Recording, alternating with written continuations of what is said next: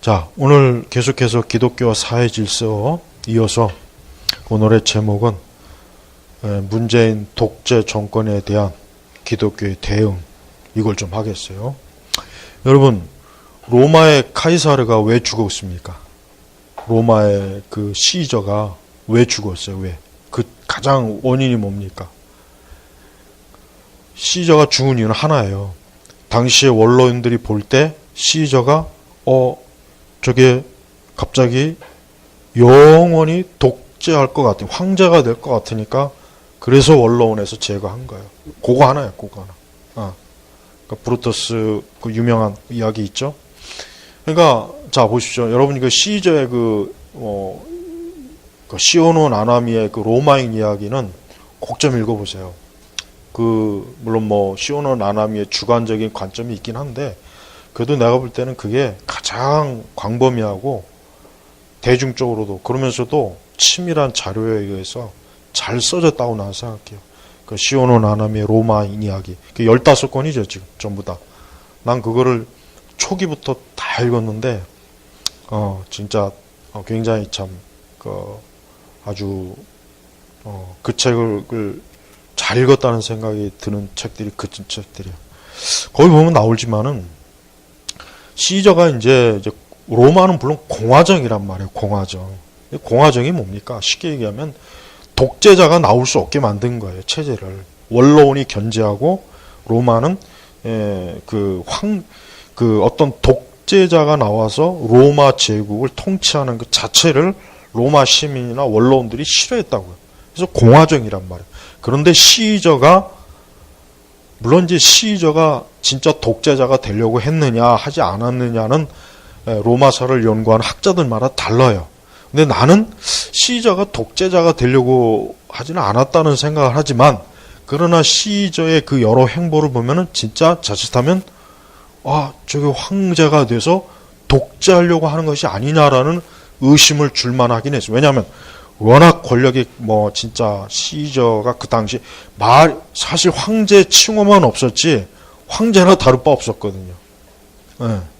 그 무소불위의 권력을 천재잖아요, 천재. 정치적, 군사적 천재란 말이에요.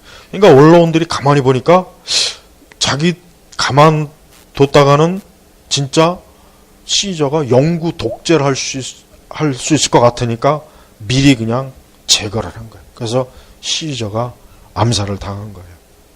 그래서 참 로마의 역사가 참, 만약에 그 시저가 암살을 당하지 않았더라면은 어떻게 됐을까? 참 그런 궁금증이 나요. 그래서 로마인들은 태생적으로 독재를 싫어해요. 우리는 그리스보다 로마를 더 봐야 돼. 물론 근데 그리스는 워낙 규모가 적고 사실은 체제가 좀 로마에 비하면 상대가 안 되지. 그러니까 로마는 그 건국 초기부터 독재적인 그런 어떤 황제권에 대해서 굉장히 부정적인 생각이 강했는데, 그러나 이제 시저가 죽고 난 이후에 로마가 결국 어떻게 됐습니까? 황제 그 집권제로 바뀌어버렸잖아요. 근데 결국은 로마가 망하게 된 그 근본적인 원인이 뭐냐면 이 오현제 이후에 이 바보 같은 황제들 때문에 결국 로마가 망한 거예요. 만약에 로마가 그 황제 그러니까 계속해서 공화정의 그 원로원과의 그런 견제 기구를 통해서 로마가 갔다면 훨씬 더 역사가 난 더 길었을 거라고 생각해요. 근데 그 오현제 이후에 똑똑한 왕만 나오란 법은 없잖아요. 우리 역사도 그렇지만 바보 같은 그 왕들이 나와가지고 그냥 로마의 역사가 결국 천년을 좀 채우고 나서 이제 결국 무너졌어요. 그런데 그러고도 로마의 그 황제 체제가 로마가 무너지고 난 다음에도 최소한 300년은 더 로마 제국의 그 흔적이 남았다는 건 알아야 돼요. 300년은 더. 그러니까 로마가 동로마, 서로마에 갈라지고 나서 계속해서 그냥 그 로마의 그 잔영이 최소한 300~400년은 더 갔다는 걸 우리가 알아야 돼요. 그래서 지금도 서구 역사에서 로마를 모르면 안 돼요. 서양 문화는 기독교도 알아야 되지만 로마를 모르면 그 사람은 서구 세계를 이해할 수가 없는 거예요. 그래서 여러분이 할 수 있으면은 좋은 로마서 책들 좋은 거 많아요. 그래서 내가 일반적으로 시오노 나나미의 로마서를 읽어보라는 이야기가 그게 가장 일단 재미도 있고 그다음에 굉장히 치밀하게 자료도 좋고 시오노 나나미의 그 해석이 나는 굉장히 마음에 들어요. 아주 마음에 들고 이 제국이 뭔가. 그다음에 또 거기에 기독교에 관한 시오노 나나미는 무신론자이기 때문에 기독교에 대해서도 굉장히 객관적으로 딱 서술했어요. 그것도 참고할 만하다고요. 그래서 나는 로마인 이야기는 꼭 좀 시오노 나나미의 책은 다 읽으면 좋아요. 그 사람은 참 진짜 일본의 여류 그 인문학자인데 굉장히 참 뛰어난 사람이에요. 예, 아주 참 내가 추천하고 싶어요. 굳이 인문학 책을 추천한다면. 그래서 결국은 카이사르는 독재자가 될 것 같으니까 언론에서 미리 확 제거를 해버린 거예요. 자, 그럼 여기서 또 하나. 여러분 보네포에 대해서 잘못 알고 있는 거네. 한 가지 알려 줄게요. 자꾸 보네포가 히틀러, 그러니까 어떤 기독교적인 양심으로 히틀러를 반대했다고 자꾸 그러는데 그건 순 거짓말이에요. 그거 아주 자꾸 그렇게 알고 있는데 아니에요. 사실은 뭐냐면 그의 친구가 쓴 전기문에 보면은 보네포가 히틀러를 반대하는 근본적인 이유가 뭔지 알아요? 민족주의 때문에 그래요. 쉽게 얘기하면 히틀러는 엄밀히 얘기하면 오스트리아인이에요. 엄밀히 얘기하면 순수 독일인이라고 하기는 어려워요. 엄밀히 얘기하면. 그러니까 왜 보네포가 히틀러를 반대하는데 앞장섰냐면 보네포는 철저하게 프로시아 민족주의에 아주 굉장히 거기에 아주 꽉 찬 사람인데 히틀러를 보니까 저게 독재하네? 그러니까 자꾸 보네포가 나치가 그거는 두세 번째 문제고 진짜 보네포가 히틀러를 반대한 이유는 그가 가지고 있는 프로시아의 민족주의 때문에 그런 거예요. 그 민족주의가 강하다 보니까 히틀러가 저게 순수한 독일인도 아닌 주제에 저게 오스트리아인 주제에 저게 우리 프로시아 민족을 통치하네. 그것도 제대로 하는 것이 아니라 독재를 한다는 생각을 하니까 그래서 보네포가 반대한 겁니다. 그의 친구가 전기문에서 직접적으로 얘기한 거예요. 이게 가장 정확한 거예요. 그러니까 자꾸 보네포를 기독교의 목사의 양심이 어쩌고 저쩌고 기독교 아니에요. 그 거짓말이에요. 그 거짓말. 자꾸 그렇게 보려고 하니까 그렇게 보이는 거고 실제로는 보네포 자신이 프로시아 민족주의에 굉장히 그 자부심이 강한 사람이에요. 그것 때문에 반대한 거예요. 그게 제일 원인이라. 그러니까 결국은 어쨌든 보네포도 히틀러가 독재를 한다는 생각을 하니까 결국은 어때요? 그 암살에 가담한 겁니다. 그러니까 역사적으로 이 독재는 저항을 많이 받습니다. 자꾸 이승만 대통령이나 박정희 대통령이 독재했다고 하는데 심지어 전두환 대통령까지 독재는 무슨 독재예요? 진짜 독재자의 역사를 알면은 그 사람들은 독재 근처에도 못 간 사람이에요. 차라리 독재를 해버렸으면 어쩌면은 역사가 더 바뀌었겠지. 우리나라 역사가.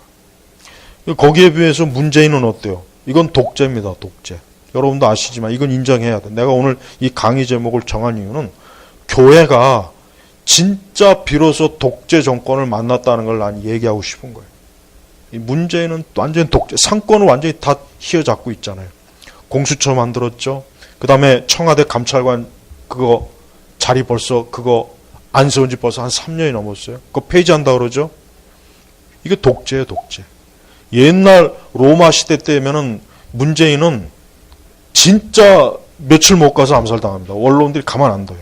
그 가만 안 둡니다. 좋은 시대에 살고 있는 걸 감사해야 돼, 문재인은. 그러니까 문재인은 좀 독재 정권이고 이미 독재 정권을 우리나라는 규정해야 돼요. 우리나라는 자유민주주의가 국가가 아니라 문재인 독재 정권입니다. 그럼 교회는 그러면은 이러한 이 독재 정권에 대해서 어떻게 대응하느냐? 우리 한국 교회는 어떻게 대응합니까? 아무 생각이 없어요. 아무 생각이 없어요. 그래서 나는 비록 좀 부정적이긴 하지만 그래도 기독교 우파 태극기 운동을 내가 그래도 지지하는 이유는 정광훈 그 사람을 지지하는 게 아니라 그래도 기독교의 일부 우파 성향을 가진 사람들이 문재인을 대항하는 건 잘하는 거예요. 우리 한국교회가 다 그렇게 해야 돼요. 우리 한국교회가 정상적인 생각을 가지고 목사님들이나 교육자들이나 신자들이 있다면 우리 한국교회는 이미 벌써 문재인 독재 정권 물러가라 이렇게 나와야 되는 거예요. 그리고 어떤 체제건 간에 그러니까 공산주의 혁명이 일어난 이후부터 독재 정권이 들어선 독재 정권 치고, 그러니까 진정한 의미에서 독재 정권이요. 들어치고 그 독재 정권이 기독교를 호의적으로 대한 경우는 단 한 번도 없어요. 한 번도 없단 말이에요. 한 번도. 우리나라도 마찬가지예요. 우리나라도 이 문재인 정권이 이런 식으로 계속 독재를 추진하면은 어떻게 됩니까? 기독교는 가장 첫 번째 제거 대상이 되고 탄압이 되게 분명히 될 거예요. 이걸 반드시 알아야 돼. 반드시 알아야 돼. 이거를 아직 우리 한국교회가 인식을 못하는 거예요. 이게 얼마나 심각한데. 지금 뭐 학교라든가 뭐 심지어는 이런 우리 사회, 한 사회의 어떤 기초적인 그런 그 요소에 지금 전부 다 이 좌파들이 다 들어가고 있어요. 우리 학부모 대표, 학부모 운영위원회가 있어요. 보면은 국민학교, 초등학교 이런 데는 전부 다 좌파들이 지금 다 들어가 있습니다. 심지어는 아파트 동 대표들 지금 다 좌파들이 지금 다 들어가고 있대요. 거기다. 그래서 우리 한국 사회가 지금 점점 문재인 그냥 독재가 아니라 좌파 독재 국가, 독재 사회로 가고 있다는 것을 이걸 빨리 알아야 돼요. 이걸 강 건너 불구경보도 지금 하고 있죠. 아니 아예 그 불도 지금 못 봐요. 불도 못 보고 있어요. 아무 생각이 없는 거예요. 하지만 그로 인해서 생기는 그 재앙이나 피해는 고스란히 교회가 가장 먼저 그 피해를 본다는 걸 이걸 알아야 되는 거예요. 그래서 결국 이 자유민주주의 체제가 무너지면은 기독교가 가장 먼저 해를 입습니다. 신앙의 자유를 위협받고 신앙의 자유를 제한받죠. 교회가 할 수 있는 신앙의 이런 많은 일들을 못하게 막습니다. 막아버려요. 그리고 더 심하게 가면은 우리가 알다시피 기독교 에큐메니컬 진영은 전부 좌파들이거든요. 한국교회를 하나로 만들자. 이렇게 한국교회가 교단이 많고 어쩌고 저쩌고 걔네들은 수십 년 동안 그 얘기를 떠들은 거예요. 근데 자 어떤 얘기가 나올 것 같아요? 한국교회를 통합하자. 진정한 의미에서 한국교회를 통합하자. 말이 좋아 통합이지. 이건 뭡니까? 결국 중국식으로 교회를 국가가 통제하려고 교회를 통합하는 거예요. 그게 무슨 진정한 의미의 에큐메니컬 정신도 아니고 결국은 뭡니까? 교회마저도 국가의 하부 조직으로 만들겠다는 거예요. 만듭니다. 두고 보란 말이에요. 이대로 가면 그렇게 돼. 안 될 거 100% 돼요. 나중에 이걸 장담할 수 있어요. 나는. 그러니까 문재인 이 독재 정권은 지금 사회 요소를 자기네들 하부 조직으로 하부 기관으로 만들려고 지금 치밀하게 작업을 하는데 교회도 예외가 아니다. 이게 교회도 예외야. 교회에다 종교세, 난 이 종교세 이거 반드시 정권이 바뀌면 우리 우파 정권이 들어가면 이 종교세 폐지해야 돼요. 반드시 이거 폐지해버려야 돼요. 이건 교회를 완전히 국가의 하부 조직으로 관리 감독하기에 가장 좋은 올무가 돼버리는 거예요. 교회를 위해서 만든 것도 아니고 진짜 세금을 거둘 목적으로 해서 만든 것도 아닙니다. 알다시피 교회가 뭐 세금 내봐야 얼마나 내겠어요. 그 낼 수 있는 교회는 기껏 해봐야 몇 프로, 5%? 5%밖에 안 돼요. 교회에서 세금 낼 수 있는 그 교회들은. 나머지는 무의미해요. 사실은 거의 의미가 없어요. 그러니까 결국은 이 문재인 독재 정권은 기독교의 가장 지금 해로운 정책을 결국은 교회에다가 서서히 분명히 만들 겁니다. 틀림없습니다. 그래서 한국교회를 교단별로 다 통합시켜 놓고 나중에는 저 중국에서 중국의 그 교회를 뭐라 그러죠? 그렇죠. 삼자교회처럼 만듭니다. 중국이 뭐 최근에 저 성경도 공산당식으로 자기들이 서로 쓴다고 지금 말이 나왔죠. 그거 가능해요. 걔들은 못할 게 없어요. 그리고 지금 여러분도 알다시피 문재인 정권이 이번에 지금 이 우한 이 폐렴도 보십시오. 이게 완전히 친중이에요. 지금 세계 23개국이 지금 중국인 입국 금지를 지금 23개국이 지금 미국하고 일본도 어제 결정했어요. 우리나라는 지금 아직도 전혀 지금 청와대 청원이 지금 60만이 넘었어요. 어제가 60만이 넘었더라고, 어제가.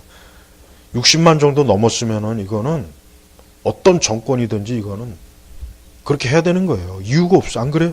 60만 정도가 그거 청원했으면 이거는 토의할 것도 없어. 이건 국민의 뜻이요. 여론이 그렇게 가는 건데도 그럴 생각이 없잖아, 아직도. 이게 지금 2월 달 되면은 이제 중국 유학생들이 지금 수만 명이 지금 서울 시내부터 전국의 대학에 쫙 들어올 텐데 어떻게 할 거냐고요. 이게 우리나라 자체를 이게 난 음모론 별로 정말 안 좋아하는데 이게 우리나라 이 5천만 밖에 안 되는 이 민족을 아예 그냥 씨를 말리려고 이게 한 거 아닐까. 나 그 생각도 자꾸 들어요. 솔직한 얘기로. 그러니까 제대로 된 정상적인 대통령이나 정권이라면 자국민을 보호하기 위해서라도 가장 먼저, 가장 지리적으로 가깝고 교류가 많은 우리나라가 가장 먼저 여기에 대해서 아주 빨리 중요한 대책을 세워야 되는데 아무 대책도 안 세우고, 좀 여론 안 좋으니까 그때 가서 뭐 헛소리하고, 200만 개나 되는 마스크 갖다 주고 500만 불 갖다 지원해 주고, 그 다음에 또 방호복을 뭐 10만 벌인가 그 방호복도 지원한다고 하더라고. 이게 지금 우리나라는 지금 어제 신문에 보니까 마스크 회사 만드는 직원들도 마스크를 못 구한대더라고. 자기네들도 못 구하는데 이걸 도대체 누굴 주려고 이거를, 적십사사에 있는 60만 개가 지금 없어져 버렸어요. 적십사사에 있는 비상용 마스크 60만 개가 지금 없어져요, 창고에서. 그거 어디 갔겠어요? 저기다 준 거예요, 이미 벌써. 먼저 보낸 거라고. 지금 이 문재인 정권의 이런 친중, 더군다나 사회주의, 전체주의, 공산주의, 친북 이렇게 나가는데 교회가 이런 독재에 대해서 아직도 가만히 있는다는 건 난 이건 상식적으로 이해가 안 돼요. 상식적으로 이해가 안 되는 거예요. 그러니까 우리 한국교회는 생각이 없어요. 생각이 없어요. 그나마 여기에 대해서 위험을 알고 있는 또 기독교 부류는, 또 기독교 주류에서는 좀 신학적으로나 신앙적으로 좀 문제가 있고, 이게 복잡하게 지금 얽혀가 있는 거예요. 교회는 어떠한 독재 정권도 교회는 그 독재 정권을 묵인하거나 용납해서는 안 됩니다. 왜 그러냐면 그건 교회가 정치적이라기보다는, 교회라고 하는 것은 뭡니까? 이 독재 정권의 치하에서는 교회는 신앙의 활동이 위축이 됩니다. 하지만 우리가 알다시피 이승만 대통령이나 박정희 대통령이나 전두환 정권이나 이때 기독교가 탄압받은 일이 없어요. 기독교가 탄압받은 일이 없습니다. 하나도 없어요. 흔히 여기서 기독교 민주화, 기독교 자유주의 진보나 이제 뭐 좀 밤 정부 활동하다가 한 거지. 그건 합법적이에요. 그건 또 그건 합법적이라고. 그건 국가에 대한 잘못된 하는데 그럼 국가가 당연히 제재해야지. 안 그러겠어요? 하지만 정상적인 기독교가 건국 이후로 뭐 기독교가 탄압하고 핍박받은 일 단 하나도 없습니다. 단 하나도 없어요. 80년, 89년대 누구예요? 방북했죠? 방북도 벌써 그때 이미 허용했어요. 응? 그러니까 우리나라 교회는 전혀 정치적으로 탄압받은 일이 없어요, 이제까지. 근데 점점 좌파 정권 들었을 때마다 기독교는 교묘하게 탄압받았어요. 교묘하게 교회는 탄압받았어요. 수시로 방송 언론에 교회가 뭐 부패했다, 뭐 목사들이 어쩌고 저쩌고. 이제는 이 정권 들어와서 세금법도 통과해버렸죠. 그러니까 우리나라 건국 이후에 기독교가 진짜 탄압받은 그 정권은 전부 좌파 정권이에요. 좌파 정권. 이제는 이 문재인 정권은 이건 좌파 정권도 아니고 그냥 이거는 주사파 공산주의 정권이에요. 친중 정권이란 말이에요. 이런 정권이 교회를 가만히 놔두겠냐 이거예요. 그러니까 교회가 제발 이제라도, 내가 정말 원하는 바는 이제는 좀 우리 한국의 그 5대 장로 교단들하고 그 외에 이제 여러 교단들이 문재인 독재 정권은 물러나라고 공식적으로 설명을 좀 내야 됩니다. 냈으면 좋겠어요. 진작에 그렇게 냈어야 되는 거예요. 작년 연말에. 근데 그렇게 안 내놓고 작년 9월 달에도 각 교단 총회할 때 여기에 대해서 한마디 언급도 없는 거 보십시오. 이게 말이 돼요? 그러니까 그만큼 우리나라는 역사적인 그 교회의 그 어떤 흔히 얘기해서 하나님의 정의나 공의에 있어서도 우리 한국의 그 주류 교회들은 무책임합니다. 이러고서 나중에 더 상황이 악화되면 그때 가서 교회를 그때 가서 그런 말 할 거예요. 그럼 너무 늦었어요. 그때는. 지금이라도 지금도 사실 솔직히 좀 늦긴 했는데 이제라도 작년 9월 달이 가장 적기였는데 그때라도 문재인 정권은 더 이상 안 된다.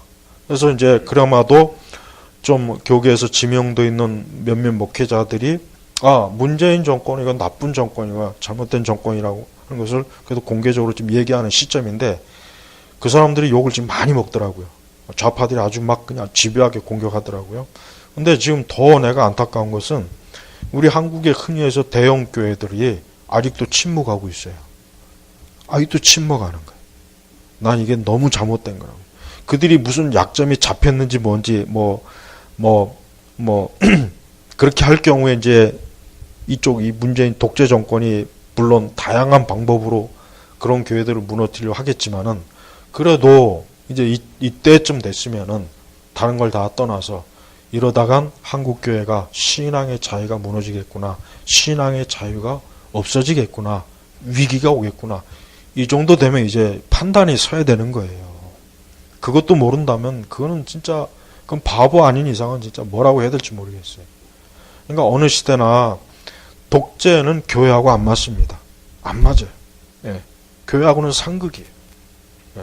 그러니까 나쁜 독재가 나오면 나올수록 교회는 굉장히 치명적인 해를 입는다는 게 이걸 좀 분명하게 알아야 되는 거예요. 그러니까 이 시점에서 한국교회는 이제라도 4월 총선 때 제발 그래야 돼요. 4월 총선 때 더불어민주당 문재인 정권 지지하지 않는다. 성명서를 빨리 내야 돼요. 내야 된단 말이에요.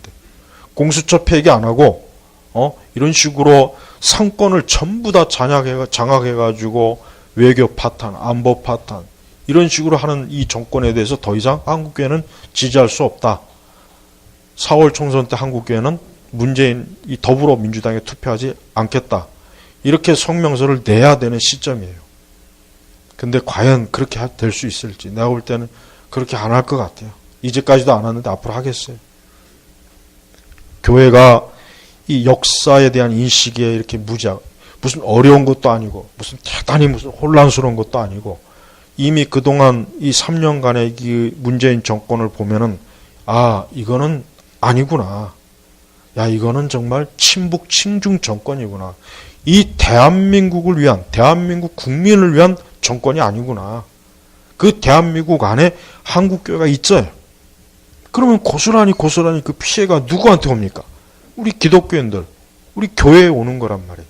그럼 이 시점이 됐으면은 이미 벌써 작년 조국 사태가 있었을 때 한국교회는 빨리 이 문재인 정권에 대한 그 단호한 반대 성명을 냈어야 되는데 그렇게 내지도 않고 계속해서 지금 하긴 기독교뿐이 아니죠. 불교나 천주교도 사실은 움직이지 않는 건 마찬가지인데 그래도 우리 한국교회는 그래도 더 다른 종교보다는 더 그래도 정치적인 그래도 훨씬 더 좀 그래도 민감한데도 지금 전혀 여기에 대해서 나서지 않는 거 보면은 너무나 저는 지금 안타깝게 생각해요. 그래서 문재인 이 정권은 독재 정권이 맞고 이거는 주사파 독재 정권이라고 딱 교회가 명시를 해서 더 이상 한국교회는 지난 탄핵 이후에 문재인 정권이 촛불 선동으로 이 정권이 그러니까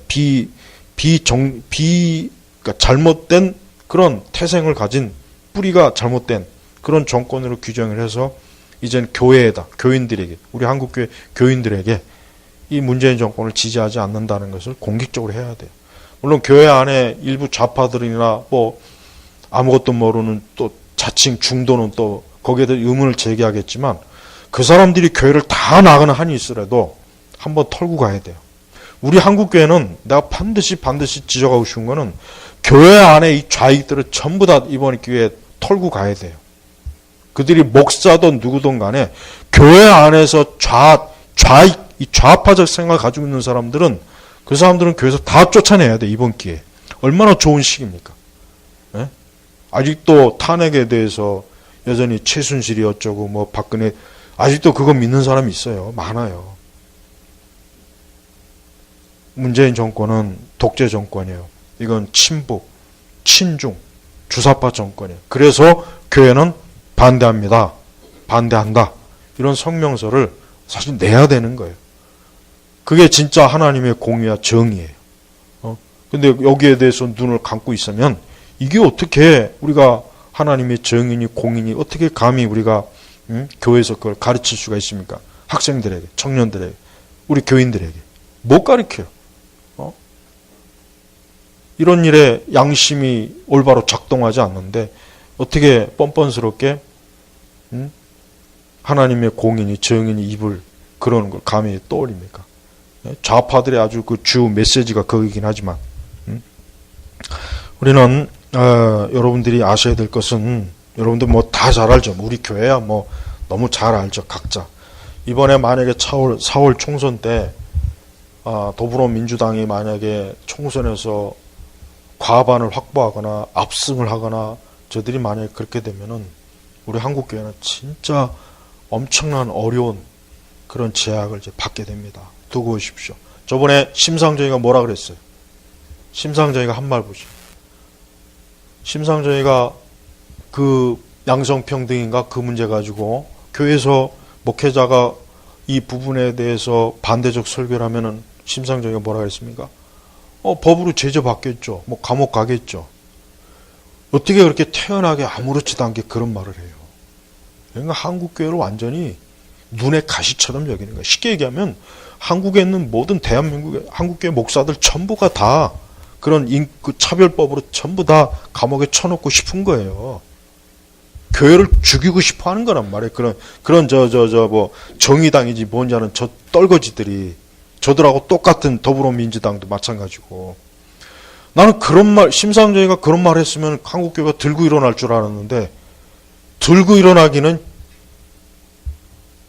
어디에서도 어떤 교단에서도 그거 가지고 심상정이한테 사과 요구한 거 없었어요. 에? 이게 말이 됩니까? 아니 목사를 감옥에 넣어야 된다고 태연히 말하는 그것도 공개적인 토론에서 태연히 말하는데 한 정당의 대표가 그렇게 말을 하는데도 어떻게 한국교회가 그렇게 가만히 있는지.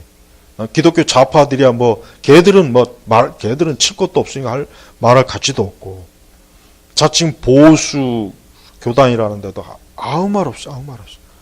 신학생들도 들고 안 일어나요. 응? 난 그 신학생들도 참 안타까워. 응? 이게 지금 실정이 실정. 모든 교회에다가 대못질해서 문 닫고 싶어하는 게 이 더불어민주당, 이 문재인 얘들이 하고 싶은 거예요. 쟤들이 진짜 하고 싶은 건 그거라고요. 그거. 저 교회 문 앞에다가 대못질해서 교회 출입문 막고 싶은 거예요. 응? 이런 사실들을 왜 그렇게 아직도 교회가 인식을 못하는지 난 너무 답답해요.